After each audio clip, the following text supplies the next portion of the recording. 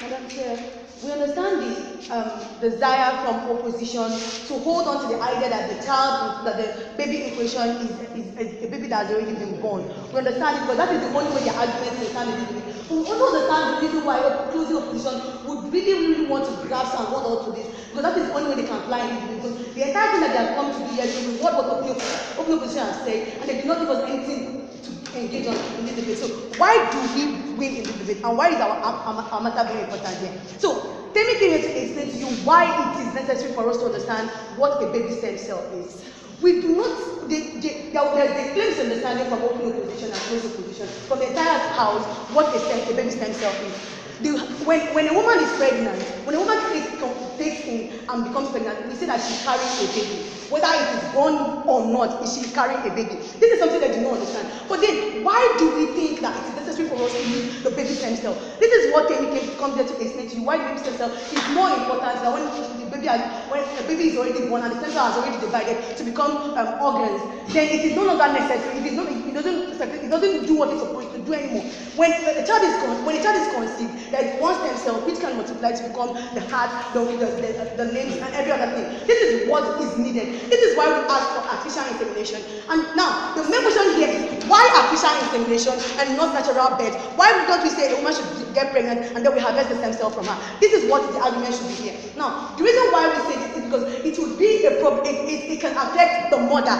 When a woman is pregnant and you try to harvest it, there's some surgical procedures that will have to go on, and then this woman might be endangered. This is why it's better to do an artificial insemination in a test to harvest this stem cell to use it for the right purposes. Now, this is what Temi has been trying to give this out, and they do not seem to understand it. Now, I think I've got clarity to it. So, what did Temi tell you here, and why is it important that you listen to Temi here? So, Temi has told you how there's advancement of medical research. But they really need to understand this. In time past, before to transfuse blood to humans, you have to drink the blood directly for you to have this blood. But when medical advancements came about, we now have to transfuse blood to humans. We do not have to drink it. Then in time past, we do not donate organs. It is found as morally wrong for someone to say, take my organs for another person. They don't do this thing. But now time has gone and we have understood that you can actually give your organ to another person that you love. You can give one of your kidney to the next person because you can. You understand? This is technological advancement, and this is what we are all about in this case. We understand the essentiality and the sanctity of human life, right? We understand this thing. This is the reason why we say, no, we do not want an adult. When a child is 1 year old, when a child is 1 month old, his organs are the same as an adult's own. That is what they do not understand. When the child is already born, then the organs are the same. But when the child is still conceived, when it's still in the it's still conceived, it's the cell. That is what we need. And this is why we say that the argument of morality and all what was on their part is off it. So what do we tell? What else do they bring here? Open opposition brought here. Open opposition told us 3 things. They said that alternative exists. They said that there's objectification of children. And then they said that there is moral standards that we should look up to. And then also they talk about entrenching inequality. Before I engage, I'll take one. Yes, this debate is not just about steps, it's about inherent characteristics. So as if black people had a cell that will benefit white people and save them from dying, would you support raising white people that purpose? You see, the thing here is this. If the white people can on their own ordinarily make these black persons from their own sperm and their ovaries, then fine, they can go ahead and do this.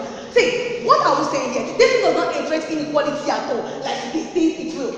When a poor man can have a sperm and a poor woman can also have an ovum. Both of them can bring their sperm and their ovum in test. They only have to pay for the procedure and harvest the stem cell and use it for the good of their family. This thing does not encourage inequality like these people want us to believe. This thing actually bridges the gap in inequality, because now all of them have the capital, which is just the sperm and the egg.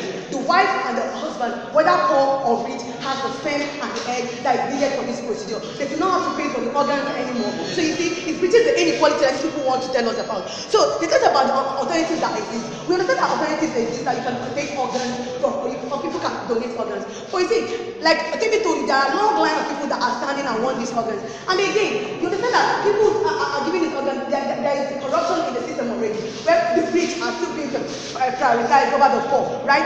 But then, when this alternative is left, anybody can kick into it and get their organs as fast as possible. Just donate your egg and your embryo and your ovum. But then, we really want them to understand the reason why, which the big portion in this debate is, why insemination, artificial insemination, and not natural birth? This is the main vein of this argument, and not necessarily why we should go for the baby stem cell. We will show you why the baby stem cell is the more important, is very, very important, and why it is key that we use it, right? So what did they tell us about? They told us about moral standards, but we think that we're not corrupting any moral standards. The moral standards are even are still as it is. Nobody is saying that you should have babies and kill babies. No. Nobody said that you should have a baby and then terminate his life or harvest his stem cell. Once a baby is being born, the stem cells are no longer that viable because it is the same as that of an adult. It is when it's still an embryo. This is just like saying release your sperm and throw it away, or go for an abortion, which people key into always. So we say that this thing is not necessary. Because people do go ahead and have abortions, because people do have sex and throw away their sperm, and women have menstruation and their eggs are broken and all gone, then it is the same thing as having this baby in a test tube and taking the stem cell that is needed. Then they tell us about objectification of children. We think that the children are not being objectified at all in this case, because children are not being born. There is no child in existence here. We just have the stem cell that is needed. Well, we wanted to understand the reason why the baby stem cell is very important. When a woman is pregnant and has any diseases within herself, the baby stem cell, some of its own cells, some of its own stem cells to the mother to heal the mother's wounds. You understand? This is why it is. You should also understand the importance of the baby stem cell and why we should do this. Then again, this argument, this debate is all about why natural birth is not supposed to be used and we should go for artificial stem cell, artificial insemination. This is what the argument here. We tell you that when we go for natural birth, there are harms that can accrue to the mother. But when we go for artificial insemination, it is easy for us to get this stem cell without harm to anybody. That is very important. And then we are also showing you from Temi's argument how this advances medical technology, why autonomy is allowed, because nobody is being forced to donate their sperm cell. Even the parents can actually do this. The people that are involved can actually do this by themselves. Nobody is being forced. Nobody is being coerced to do this. Then we've also told you how this thing is not unethical at all. We've told you how the utility that are therein far outweighs the consequences that these people bring, because there is no even harm in the system at all. We've also shown you how this thing does not encourage inequality at all, but bridges the ground between inequality. I'm not going to want to close. Thank you.